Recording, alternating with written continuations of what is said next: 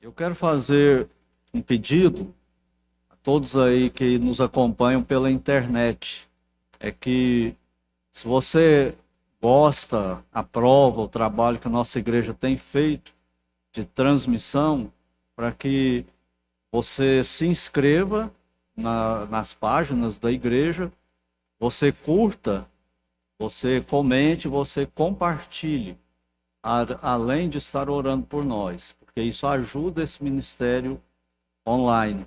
Porque quanto mais pessoas der o seu like lá, as plataformas entendem, essa inteligência aí artificial, eles entendem que o conteúdo está sendo relevante, que tem muitas pessoas gostando, e eles enviam então para mais pessoas.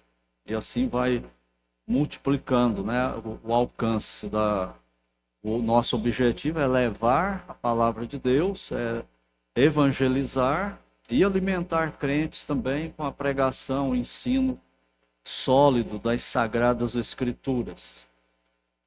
Então vamos para ela, Mateus capítulo 5. Convido os que podem se porem de pé mais uma vez e vamos ler os versículos 21 e 22. O tema hoje é o rei, o cristão e o homicídio. Mateus 5, 21 e 22 diz assim: Ouvistes que foi dito aos antigos: não matarás, e quem matar estará sujeito a julgamento. Eu, porém, vos digo que todo aquele que sem motivo se irar contra o seu irmão estará sujeito a julgamento, e quem proferir um insulto a seu irmão estará sujeito a julgamento do tribunal, e quem lhe chamar tolo estará sujeito ao inferno de fogo. Oremos. Pai Santo, no nome do Senhor Jesus, mais uma vez entramos em tua presença santa, agradecidos ao Senhor pelo dia, por mais esse culto, e pedimos que o Senhor continue conosco agora, nos abençoando, nos iluminando com o teu Espírito Santo, enquanto meditamos na tua palavra. Nos dê o entendimento do alto para compreendermos a tua palavra, que o teu Espírito Santo não encontre nenhuma resistência da nossa parte para a aplicação da mesma no coração de cada um de nós e dos que nos acompanham também pela internet. É a nossa oração no nome santo do Senhor Jesus Cristo. Amém. Podeis sentar-se? Lembrando que o Senhor Jesus Cristo, aqui nessa parte do Sermão do Monte, ele não está desvalorizando a lei, ele não está diminuindo a lei, e ele também não está descumprindo a lei. Então, o que ele está fazendo, né?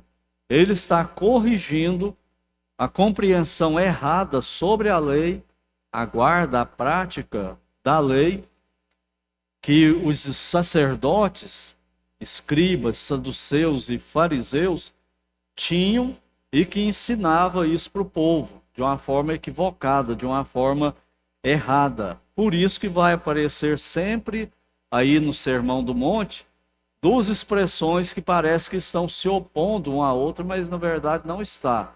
Quais são essas expressões? Ouvistes o que foi dito, eu, porém, vos digo.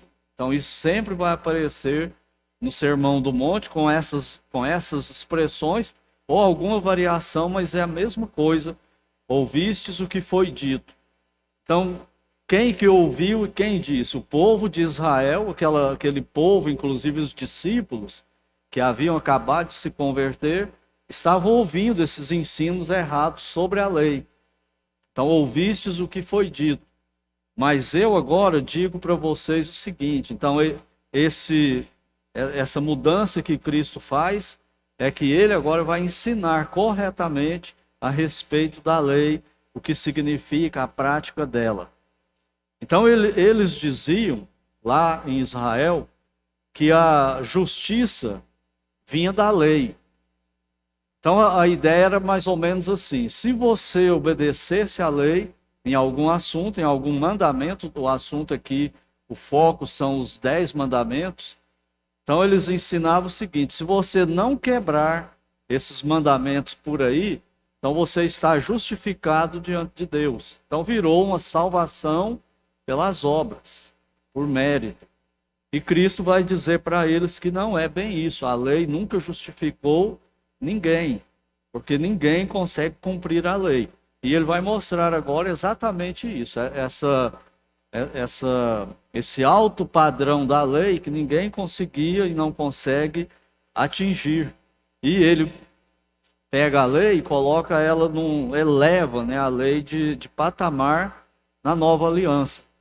Então ele vai mostrar agora que a relação dos seus súditos com a lei não é mais uma questão externa apenas. Se você não matar ninguém, você está justificado. Mas é uma coisa interna, uma coisa de coração. Ele pega a lei e coloca ela internamente no coração, dentro dos seus súditos. E o mandamento que ele está tratando aqui é o não matarás, no versículo 21. Não matarás. Quem matar estará sujeito a julgamento. Essa lei, esse mandamento aí, aliás, ele está lá em Êxodo, capítulo 20, versículo 5, e é repetido em Deuteronômio, capítulo 5, versículo 17. De fato, o que está escrito lá no hebraico não é não matarás. É o que está escrito lá então? Não cometerás homicídio. E o que é homicídio? E por que isso é importante? Porque se lá estivesse escrito não matarás, a gente não poderia matar nem pernilongo com spray de veneno. Poderia matar nada que tem vida. Poderia matar espinheiro, não poderia matar absolutamente nada. Então não é não matarás, é não cometerás homicídio, assassinato, matar outro ser humano. Então Deus proíbe isso no Antigo Testamento, e no Novo Testamento o Senhor Jesus vai colocar isso num patamar que a gente quase cai de costas a hora que vê o que ele passa para esse povo, né? E também para nós hoje. Então o que ele está dizendo aqui no versículo 21, ele está repetindo, né, o mandamento e falando: vocês ouviram isso. Por que ele repete só o mandamento? Porque, como eu disse, era uma coisa externa. Não matarás, não cometerás assassinato, não pode matar outro ser humano. E eles, como nunca tinham matado ninguém, o que eles sentiam? Que eles estavam justificados, que eles não tinham problemas nenhum com esse mandamento. Aí, que eles estavam tranquilos em relação a Deus, justificados, porque nenhum deles nunca tinha assassinado uma pessoa, né? E quando eles matassem, aí sim eles seriam presos e levados para o tribunal de Israel, para o Sinédrio. E os anciãos, os juízes de Israel, então, iam fazer o julgamento deles, usando a lei do Velho Testamento, e aplicar a pena sobre eles. E por isso que ele cita só o mandamento em si. Mas quando ele continua no versículo 22, com o eu, porém. Então esse porém aí é de autoridade. Vocês ouviram isso, mas eu agora, como rei de vocês, o Messias, eu estou decretando isso aqui para vocês. E aí a coisa começa a complicar mais ainda. E ele diz assim: vos digo. Para quem que ele está dizendo? Para os seus discípulos. O povo de Israel ia continuar fazendo do jeito que eles faziam, entendendo a lei do jeito que entendiam, mas eles estavam ensinando correto. Então lá vai continuar: mas vocês, discípulos, eu vos digo, agora venham, que todo aquele que sem motivo se irar contra seu irmão estará sujeito a julgamento. O que eles pregavam? Você só ia a julgamento se matasse alguém para valer. E Cristo está dizendo: não, A questão é que se você apenas se irar contra o seu irmão, está vendo que ele está de novo limitando o grupo contra o seu irmão, não é com todo mundo, contra o seu irmão, relacionamento no reino. E depois ele vai falar dos inimigos, né? Como nós já vimos também. Então aqui ele limita o grupo e está dizendo: o relacionamento entre vocês, meus súditos, no meu reino, tem que ser diferente, tem que ser muito mais nobre do que vocês têm aprendido e ouvido por aí. Você não pode nem se irar contra o seu irmão. É uma proibição quanto ao irar-se. E note aí, se você estiver usando a Bíblia Almeida, revista e atualizada, você vai ver que essa expressão sem motivo está entre colchetes. Talvez outras traduções tenham outro sinal aí. Por que que essa expressão está entre colchetes? Isso acontece porque nos manuscritos mais antigos, essa expressão não consta.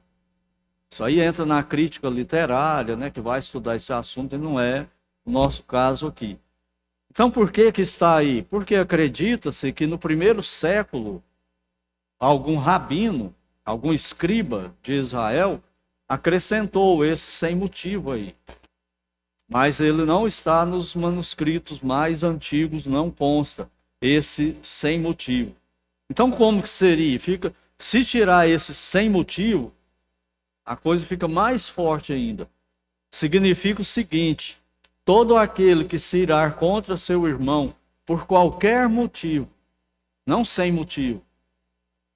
Por que isso? Porque não tem sem motivo lá. Então é por qualquer motivo.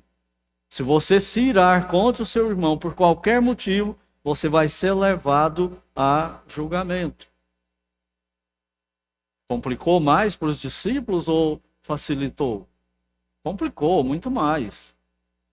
O nível da lei ele é muito mais alto do que eles estavam pensando que era, né?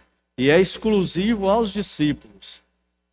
Eu já falei aqui, mas não custa repetir, que eles ensinavam em Israel que eles poderiam odiar, que eles até tinham direito de odiar, não era só se irar, era odiar e fazer o mal para eles, não conversar com eles, com quem?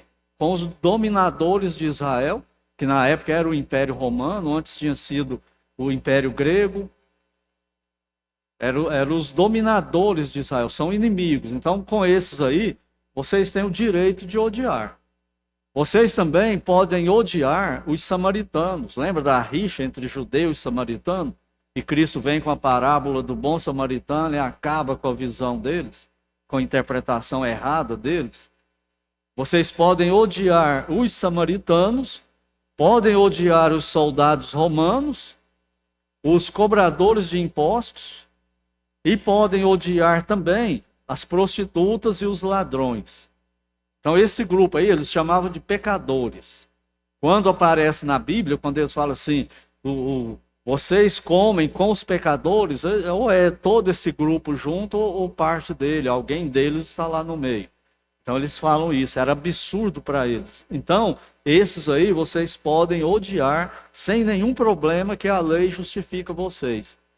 Se vocês odiar, tratar mal os zelotes, né, que era aquele grupo lá da rebelião, de pegarem armas e partir para a guerra, né? Que Judas Iscariotes era um zelote, tinha um Simão também, que era zelote, tudo discípulo de Cristo. Então, esses romanos aí, vocês podem odiar, e a lei justifica vocês com esse ódio aí contra eles. E o mandamento da lei, no versículo 22, Cristo vem com o eu, porém. Não é para vocês seguirem esses ensinadores aí da lei. Esqueçam que os sacerdotes, os escribas, fariseus, rabinos da época estão ensinando para vocês, porque ele puxa uma autoridade para ele, autoridade de Messias, autoridade de rei de Israel. Lembra que eu expliquei lá no começo das pregações do Sermão do Monte, que Cristo ele se assenta como se fosse na cadeira de Moisés, mostrando que ele era o Messias, e ele começa a proclamar então as leis do seu reino. E a primeira delas que aparece aqui é essa aqui: nós não podemos odiar os irmãos.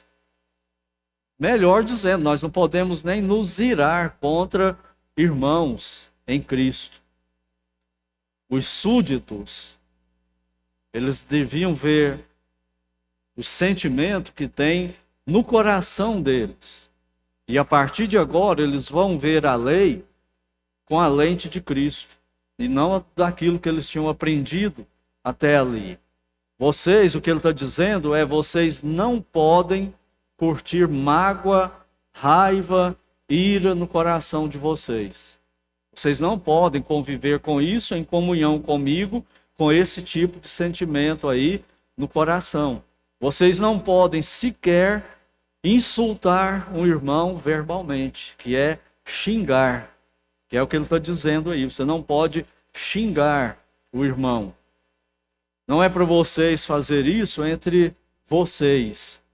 E no versículo 22, ele coloca uma hipérbole. Uma hipérbole é uma figura de linguagem que expressa exagero.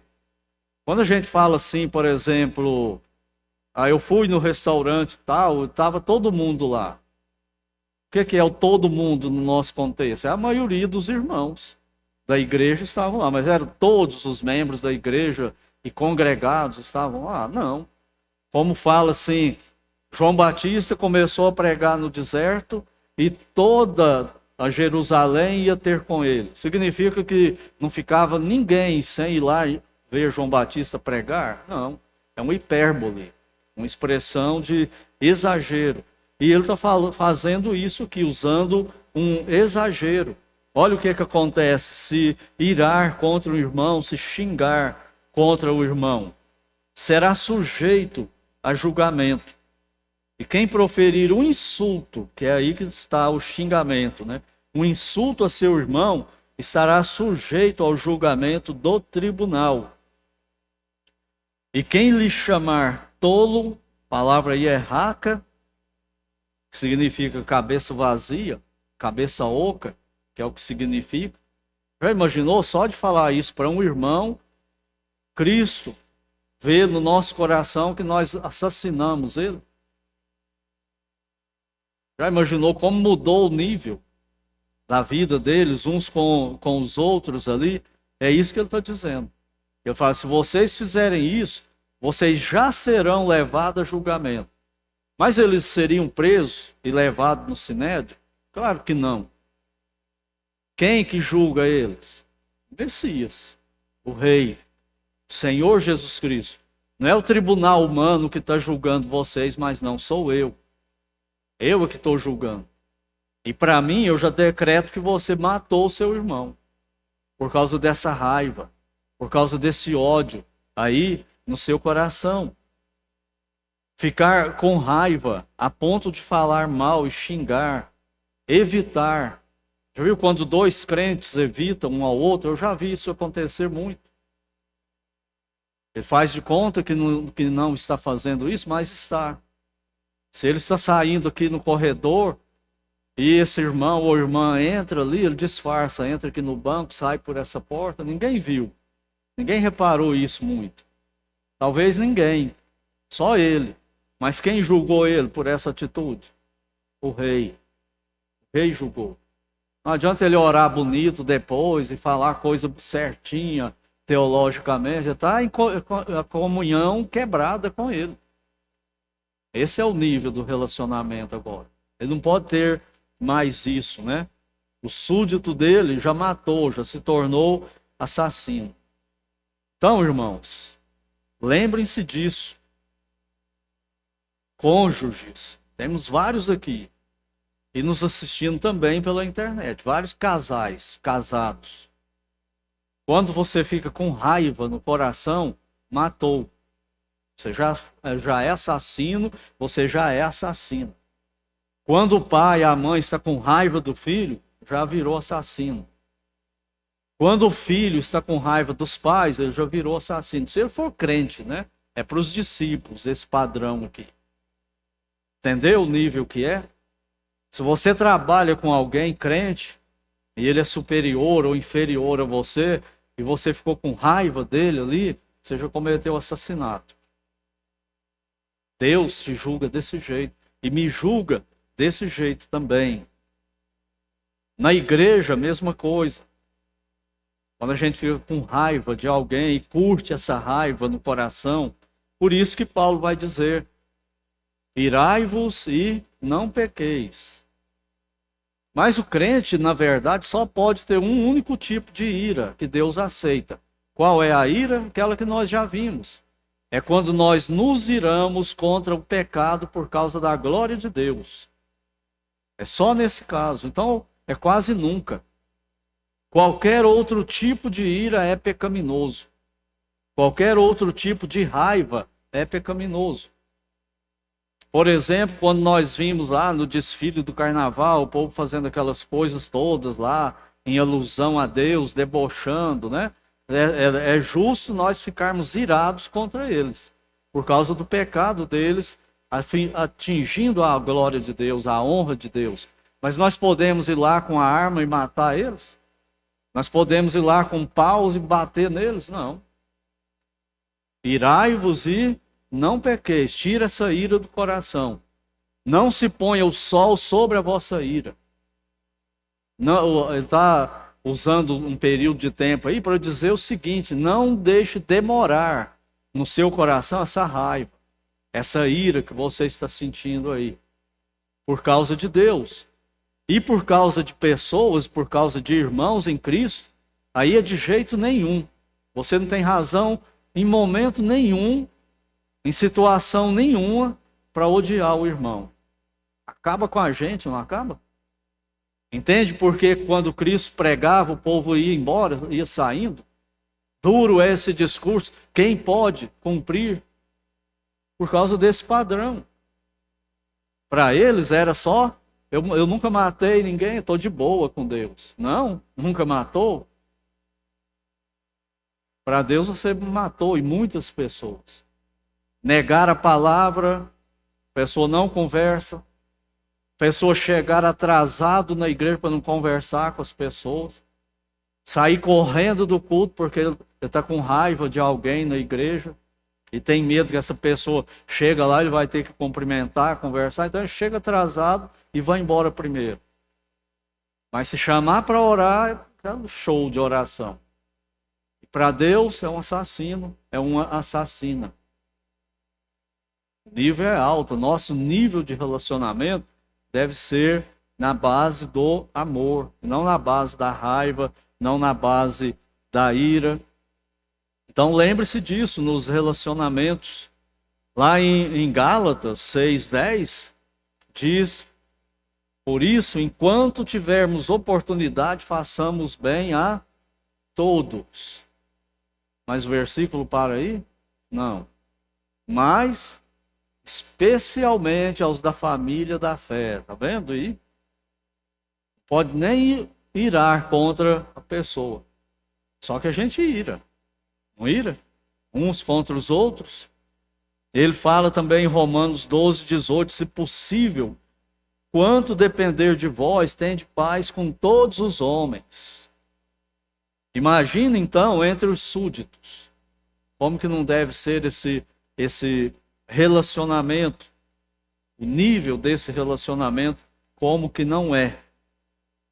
Então, concluindo aqui por hoje, o que nós concluímos aqui disso que Cristo fala aqui? Ouviram o que foi dito para vocês? Não matarás, não cometerás homicídio, não assassine ninguém. Eu, porém, digo para vocês que isso é mais profundo do que vocês imaginam. Porque quando você sentir raiva de um irmão, você já é réu de assassinato. Você já está condenado por assassinato. E depois, pela graça de Deus, nós vamos ver a continuidade aqui, onde ele fala assim: se você vier trazer oferta e lembrar que alguém tem alguma coisa contra você, o que é para fazer? Esquece a oferta, põe no bolso, guarda, usa para você, volta lá e se reconcilia com seu irmão. E só depois eu aceito a sua oferta. Mas a maioria vem, entrega oferta, entrega dízimo com raiva de outros irmãos, relacionamento cortado, coração cheio de mágoa, cheio de desejo de vingança. E desqualifica. Vê como que é muito forte e muito fácil para a gente quebrar esses mandamentos, desobedecê-los.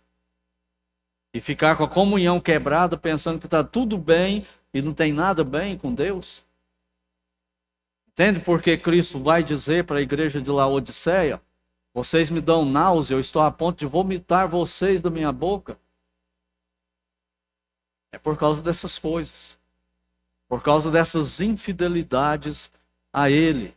Então, o nosso relacionamento interpessoais no reino, ele é mais nobre do que no mundo, e tem que ser. Só que isso era impossível para o homem praticar. Puxa vida, Senhor, só de pensar mal da pessoa, só de ir um pouquinho contra a pessoa, já está desse jeito aí. E por isso que eles falavam. Duro é esse discurso.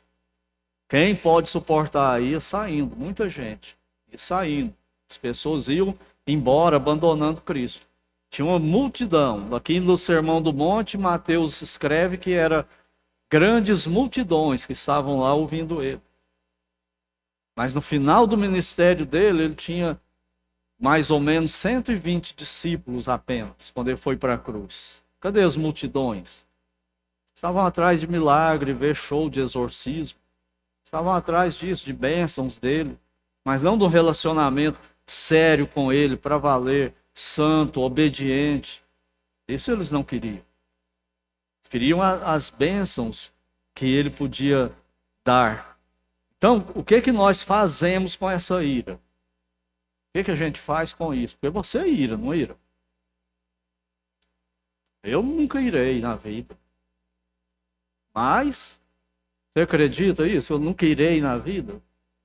Você acredita que alguém fica sem se irar durante o dia? Por qualquer motivo? Contra irmãos? E a gente que tem a família crente, é mais difícil ainda de cumprir esse mandamento, porque quando a família não é crente, eu estou me relacionando com incrédulos, né? Mas e quando está se relacionando com crentes em casa? Aí às vezes a gente esquece desses mandamentos.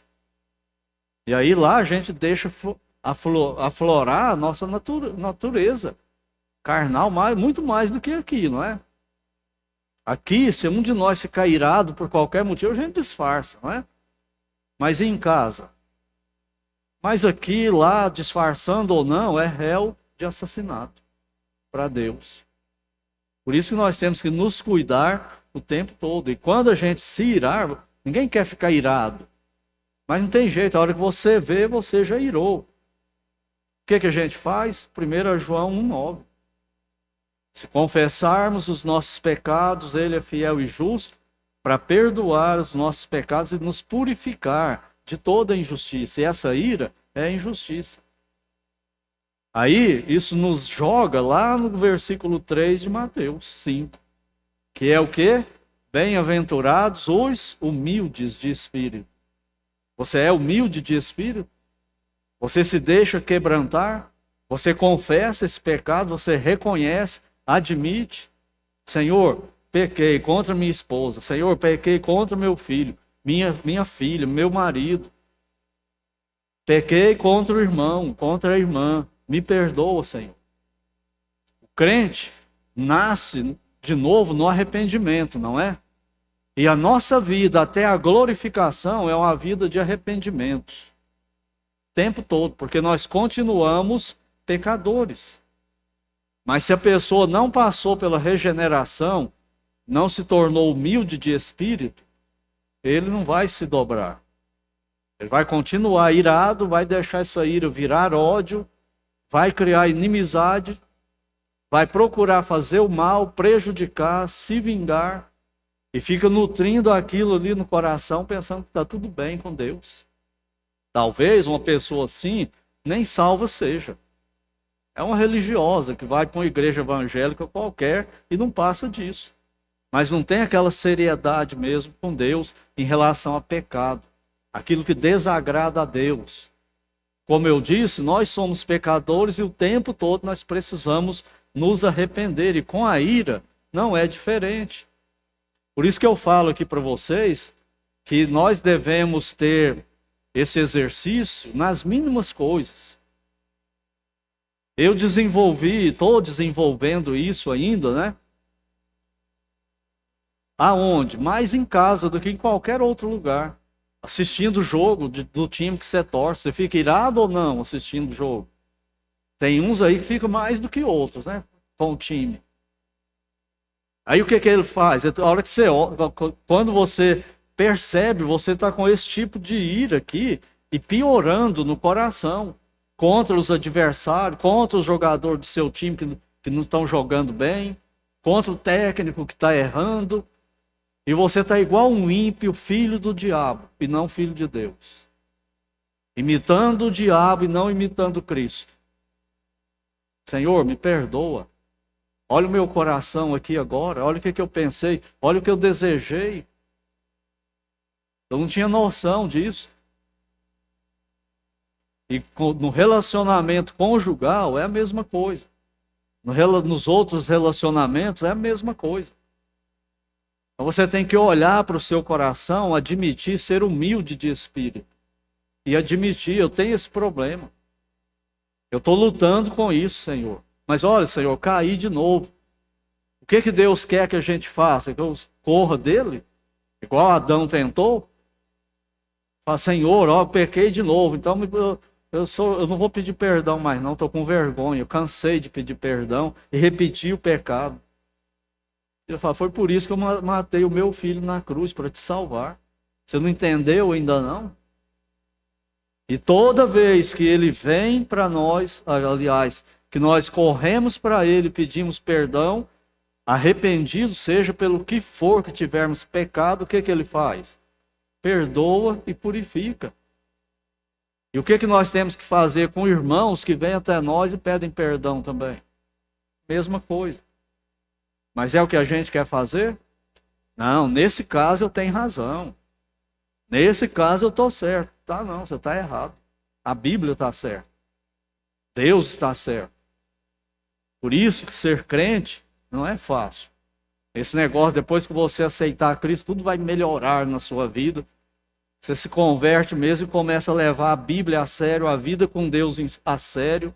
Qual a sensação que você tem? Senhor, piorou muito. Antes eu podia odiar, antes eu podia xingar o árbitro, antes eu podia falar palavrão para desestressar. Agora eu não posso mais não. Não posso falar palavrão nem brincando. Não, não saia da vossa boca nenhuma palavra torpe. Difícil, não é? Então a lei, o Senhor Jesus a cumpriu para nós. Nós não conseguimos amar desse jeito. Quem que conseguiu? O Senhor Jesus Cristo. Ele amou a todos nós desse jeito e continua amando.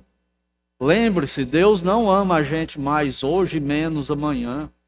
Ele não me ama mais nem menos por causa do que eu faço. Isso é quase inacreditável. Ah, não, isso aqui que eu fiz agora, eu acho que Deus está com raiva de mim, ele não me ama mais não. O amor dele não muda. Ele só quer arrependimento.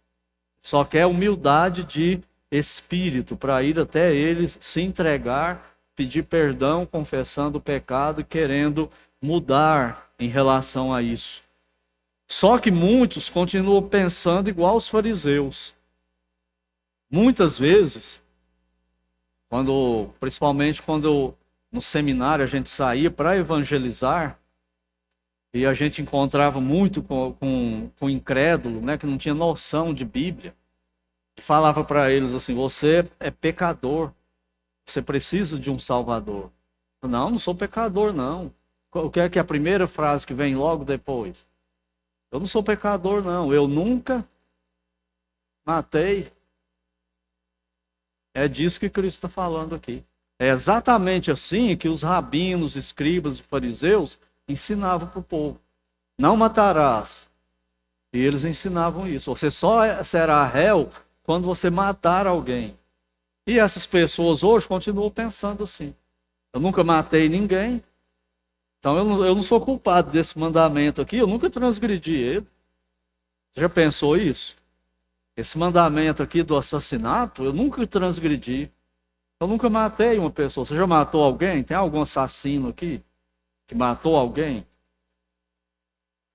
E Cristo vem e fala assim: você já sentiu ira contra alguém? Então você é assassino para mim. É isso que está dizendo esse mandamento. Senhor, então eu sou mesmo assassino. Tem uma lista maior do que muitos assassinos que tem por aí. Se puxar aquela lista lá, então vai ser cumprida essa lista aí. E aí tem que ter humildade. Só que muitos continuam, não se arrependem, né? Então, sonde o seu coração hoje à noite. Só os humildes de coração são salvos. Crente é para amar o seu irmão, não odiar o seu irmão. Olha como que isso é sutil e grave. A maioria dos crentes condenam, e temos que condenar mesmo, um pecado de pornografia. Puxa vida, pornografia, não podia escolher outro pecado, não. É um dos mais odiosos para os crentes, não é? Pornografia. Aí descobre que um irmão, um membro de uma igreja ou uma irmã, está com esse pecado. Está com problemas com esse pecado. Aí a pessoa, de vez em quando, lá, uma vez no mês, ele vai ver pornografia, se sente mal, corre para Deus com vergonha, pede perdão, e ele sai justificado, não sai? E o irmão que termina um culto como esse hoje à noite, chega lá fora e começa a brigar com outros, dar patada, responder grosseiramente, com raiva. Se pisar no pé dele, no calo dele, falar alguma coisa que ele não gosta, vem a patada. O que é isso? É o assassinato que Cristo está falando aqui. Mas desse pecado ninguém fala nada, não é? Vê como nós invertemos as coisas? Ou supervalorizamos uns pecados e desvalorizamos totalmente outros pecados. Outra coisa, mesma coisa aí, vamos continuar com o mesmo pecado. A pessoa caiu lá, pediu perdão, se arrependeu, veio para o culto domingo à noite. Está tudo bem entre ele e Deus, não está? Mas o irmão ou a irmã chega para o culto domingo à noite, fazendo fofoca, fazendo fuxico, falando mal dos outros, um para os outros ali. O que ele está fazendo? Matando pessoas. Mas ele acha que ele está bem. Ela acha que ela está bem. Não tem problema não. Grave ou não? Vocês estão entendendo o nível que Cristo eleva o mandamento? Se você odiar no coração, sentir raivinha no coração, você é um assassino diante de Cristo. É por isso, irmãos, que Cristo, na nova aliança, ele precisou escrever a sua lei no nosso coração. Senão, ninguém ia obedecer. E não ia nem querer obedecer, como era no Velho Testamento. Eles não queriam obedecer. Eles olhavam para a lei com raiva da lei. Porque a lei está me condenando o tempo todo. E agora, nós olhamos para a lei com um novo coração que Deus colocou no crente, que tem prazer na lei de Deus, nos mandamentos, em obedecer os mandamentos de Deus, e ele vibra e fica feliz quando ele consegue. Por isso que ele luta para obedecer. Não é porque se você não obedecer à lei, você vai para o inferno. Não é isso. Cristo cumpriu a lei por nós. Quando eu falho na obediência, aplica-se a justiça de Cristo, não a justiça da lei. A justiça de Cristo, que cumpriu a lei por mim. Mas eu ainda devo tentar obedecer. Ou está liberado para assassinar, quem a gente quiser. Não tem mais o mandamento, não cometerás assassinato. O crente na nova aliança está livre para matar quem ele quiser. Não está. Entenderam a diferença? No Novo Testamento, na nova aliança, Deus escreveu a lei dele, gravou a lei dele no nosso coração. E o crente que anda em comunhão com ele está pensando nesses mandamentos o dia todo. Por isso que ele sente que ele é um pecador miserável. Porque ele está transgredindo o tempo todo, mas ele ama a lei. Ele está lutando para obedecer. Não porque a lei tem força de me condenar ainda. Não tem. Eu já estou livre da lei. Eu estou na graça agora. Mas o padrão dele continua o mesmo. E ela me mostra como que eu preciso dele. Como que eu não sou humilde. Como que eu sou orgulhoso, arrogante, presunçoso. E a lei me coloca no meu lugar. Eu lembro dela, eu quero obedecer. E quando eu transgrido a justiça de Cristo, da lei, de obedecer à lei, é aplicada para mim e eu não sou mais condenado. E eu corro para Deus e peço perdão, Ele me perdoa e me purifica e o processo continua de novo. Por que isso é assim? Porque todos os crentes, todos nós estamos num processo. Qual é o processo de Deus para nós? Ele está transformando todos nós, homens e mulheres salvos em Cristo, na imagem do Filho dele. É na aparência física do Filho dele? Não, no caráter. Qual era o caráter dele? Fazer a vontade do Pai. Obedecer o Pai. E esse é o caráter de Cristo. Guardar esses mandamentos. Viver uma vida santa, num padrão, num nível mais elevado. Porque eu estou imitando Cristo. Eu tenho responsabilidade de dar testemunho dele. E de mostrar para o mundo como ele é. Agora, se eu for igual o ímpio, que transgride todos os mandamentos, o dia inteiro, em tudo, como que eu vou ser usado por ele, cumprir minha função? Não tem condição. Por isso que ele coloca a lei no nosso coração e nos capacita a viver isso. E ele nos ajuda com o seu Espírito Santo. Então nós temos poder do Espírito Santo para obedecer. Lembra o texto que foi lido aqui hoje à noite, 1 João 4? Se odiar o seu irmão, é mentiroso. Falar que ama a Deus e odeia o irmão, é mentiroso. É disso que Cristo está falando. João está repetindo lá em 1 João. E ele também vai resumir igual Cristo fez. 2 mandamentos. Mas não é que são só 2, é porque ele resumiu e condensou os 10 em 2. Está tudo ali. E a gente vibra quando a gente consegue cumprir. Quando você consegue ter um dia com a vida boa de oração, você não se alegra? Mas é fácil. Quando você consegue durante o dia ter um tempo legal de leitura da Sagrada Escritura, você não se alegra? Quando você não consegue viver um período de tempo no dia mais longo do que ontem, sem pecar, você não vibra com isso? Quando seu casamento está um mar de rosa, a esposa te trata bem, você trata ela bem, tem prazer nisso, não é uma alegria isso? Quando você consegue não odiar o filho porque ele transgrediu contra você, não vive a vida que você queria que vivesse, fica com raiva do filho. Quando você não consegue fazer isso e vive como Cristo vive, nos ensinou, você não fica melhor? Se sente melhor com isso? Mas aqui e acolá a gente não consegue e cai. E volta a estaca zero, corre para Deus de novo. Senhor, me perdoa, 1 João 1,9. E a gente recomeça o processo de santificação. Ninguém ainda terminou esse processo.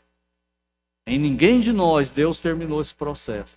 Só vai terminar na glorificação quando começar o estado eterno. Ele vai pegar esse corpo, glorificar, arrancar a natureza pecaminosa dele, aí terminou o processo, eu não peco mais. Não tem mais problema com o pecado. Mas até lá é uma luta de todo dia. Em todas as coisas, nas mínimas coisas.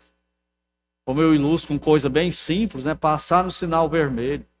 Dirigir acima da velocidade permitida. É o tempo todo em tudo mesmo, não é brincadeira não. É torcendo, assistindo o jogo. É em tudo. A não ser que a pessoa se desconecte totalmente do céu, de Deus, da palavra de Deus. Aí ele vive igual o diabo, né? Ele não consegue. Mas o crente verdadeiro é esse estilo de vida aí que nós devemos ter. E pelo poder do Espírito Santo que habita em nós, Cristo nos deu essa capacidade. Por isso que ele batiza o convertido com o Espírito Santo na hora da conversão. Se fosse depois, ele estava enrolado. Viver esse período de tempo sem o Espírito Santo, ele não tem condição de nada para Deus. Sem o Espírito Santo. E lá em Efésios 5, 1 e 2, fala que nós devemos imitar a Cristo. Imitar a Deus, aliás, o Pai, como filhos amados. Imitar Deus. Aí eu vou ter que estudar quem que é Deus, que tipo de vida que ele tem, os atributos dele, eu tenho que imitar, eu não tenho condição. Cristo fez isso por mim. E colocou a lei no meu coração agora, porque eu amo essa lei e tente. Entenderam bem isso? Então ele amou e cumpriu a lei por nós. Eu estou livre da condenação da lei. Por que que isso é tão severo, hein? Não matarás. Não odiar o irmão, não se irar contra o irmão. Por que que é tão severo? Se você se irar, aí Cristo já te pegou e levou para o tribunal. Por que que é assim? Porque nós somos criados à imagem e semelhança de Deus. Quando nós estamos irados e odiando um crente, qualquer pessoa, né, mas o crente muito mais, é como se nós estivéssemos fazendo isso com Deus. É a imagem e semelhança de Deus. É por causa disso. É por causa disso que Deus dá muito valor à vida humana. Mais do que nos animais. O que que o diabo fez em relação a isso? Ele inverteu. Hoje, se você matar uma siriema, de vez em quando a gente vê uma siriema por aí, quando sai da cidade, não é? Um casal, anda sempre de casal, né? Se você matar um bicho daquele lá e for pego, você vai preso sem direito à fiança. Crime inafiançável. E outros animais também. Agora, se você matar um ser humano, você tem direito à fiança. E responder o processo em liberdade. Inverteu a coisa. Os juristas cristãos, eles falam assim, que pela Constituição, todo brasileiro tem direito de matar uma pessoa. E responde o processo em liberdade. Principalmente se fugir do flagrante. Por quê? Porque é um crime afiançável. Você paga a fiança e sai. Ou então, você foge do flagrante, espera passar 24 horas, que cometeu o assassinato, contrata um advogado e vai numa delegacia e se apresenta para o delegado. Foi pego em flagrante? Não. Então ele tem direito de responder o crime em liberdade. Aí a família quer morrer e quer matar o assassino também. Mas se matar um pardal, ele vai preso inafiançavelmente. Não responde em liberdade, não.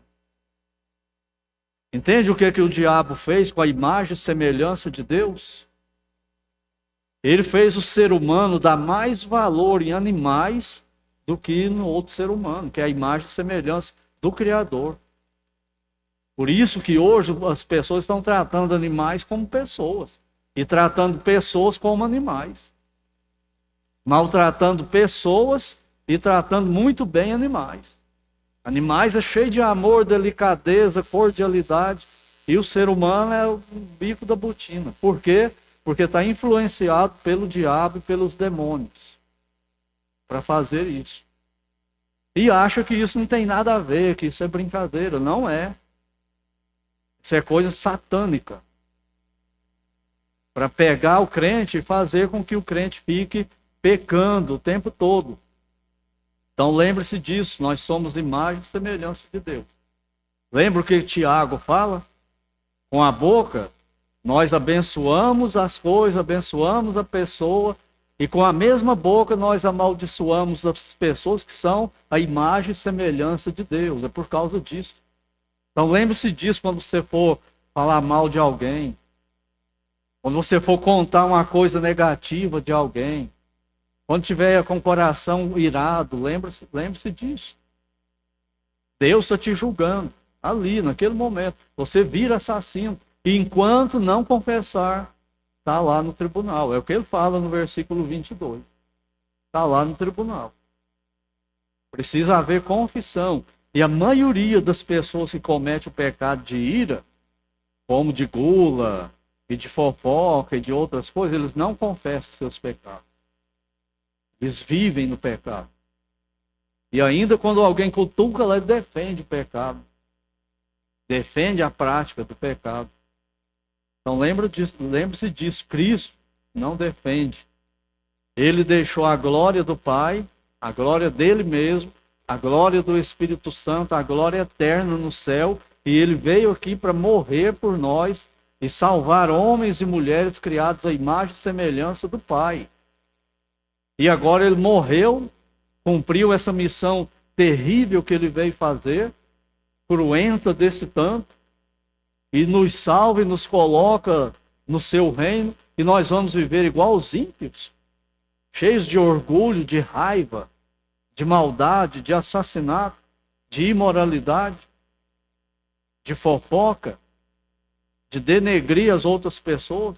Não. Isso aí são os ímpios. Isso aí são os filhos de Adão, os filhos de Cristo, não.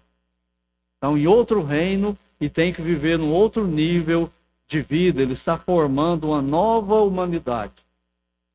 E nessa nova humanidade, o único bambambam que tem, sabe quem é? É ele mesmo. Ninguém mais.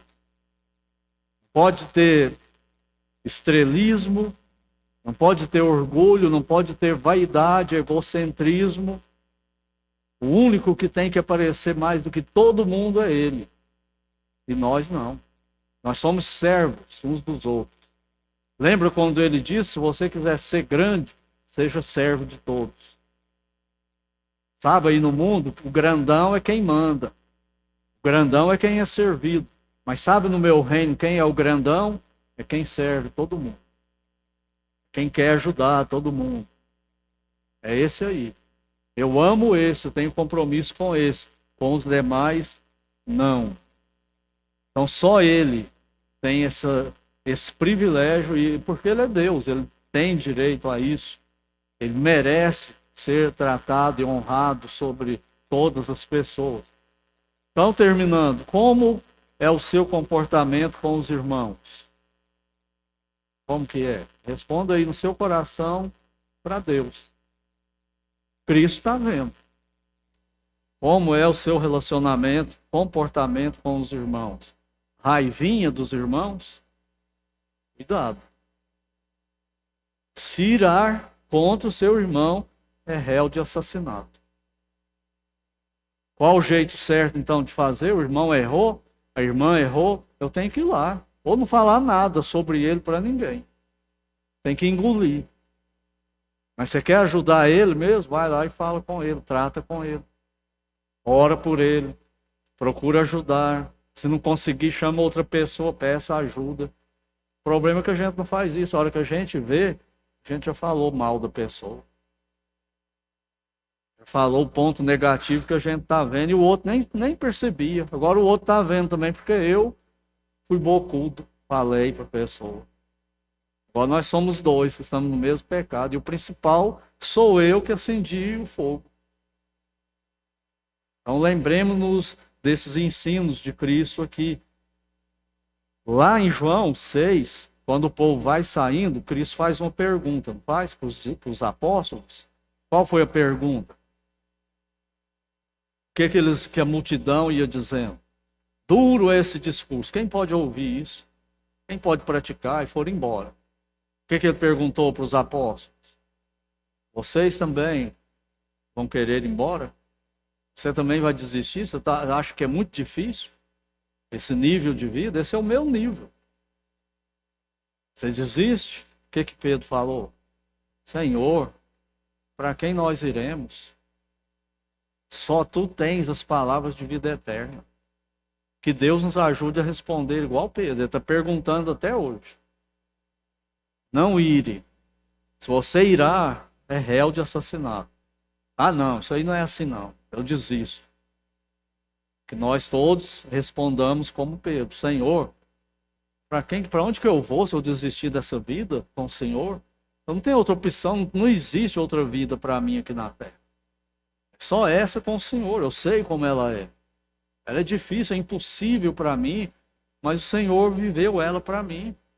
Me ajuda também a seguir nessa caminhada, melhorar na minha vida em todos os aspectos. Então esse é o ensino de Cristo. O rei, o súdito e o assassinato. Vamos continuar matando aí pistoleiros do Velho Oeste? Ou arrependimento, consertar os casamentos, consertar relacionamentos com filho, com pais, com colegas de trabalho, entre irmãos. E se houver qualquer entreveiro na igreja, no corpo de membros da igreja, na nossa comunhão, a gente tem que saber tratar. Com maturidade, vamos passar raiva, mas com maturidade, tratar, e só tem um jeito. Como que é? Pedir perdão e perdoar. Tem outra solução? Se tiver, me conta, porque eu não sei outra. É só essa. Se não tiver pedido de perdão e liberação de perdão no casamento, o casamento não dura 3 meses. Se não tiver pedido de perdão e nos outros relacionamentos também não. Vai virar tudo briga, tudo bicudo um com o outro. Pai com filho, filho com pai, irmão com irmão, colega de trabalho, tudo fazendo de conta que está uma beleza. E Deus repudiando tudo. Então que Ele nos ajude. Que Ele nos ajude. Oremos. Pai Santo, muito obrigado, Senhor, por Tua palavra. O Senhor sabe que nós carecemos da ajuda, da bênção, do poder do Senhor para tudo isso. Te agradecemos pelo Senhor Jesus ter cumprido plenamente para nós a lei e imputado em nós pelo Senhor a justiça dele. Muito obrigado. Nos ajude no dia a dia, nos lembrarmos dessas coisas e a tratar o nosso coração. Pensar menos no pecado dos outros e olharmos mais para nós. Se olharmos para o outro, que seja com misericórdia, com graça, igual o Senhor olha para nós. E procurar ajudá-los, assim como o Senhor nos ajuda também. Por isso pedimos que o Senhor nos ajude, nos capacite para isso. Leva-nos em paz, na Tua proteção, de volta aos nossos lares. Por Tua graça e misericórdia, que o Senhor abençoe e proteja também nessa semana cada membro de cada família aqui representada e dos que nos acompanham também pela internet. Se há alguém aqui sem Cristo, que o Senhor os leve a Ele para a salvação, assim como o Senhor nos levou também. Pois é no nome dEle que nós oramos com gratidão. Amém.